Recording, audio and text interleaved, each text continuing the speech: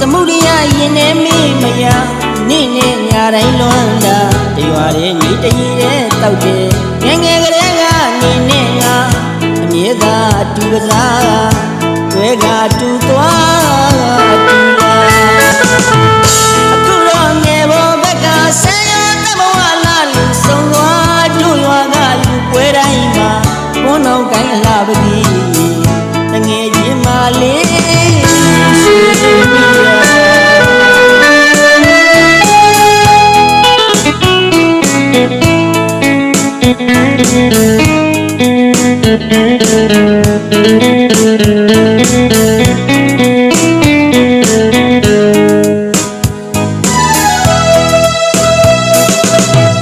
သမုဒိယရင်ထဲမေးမရ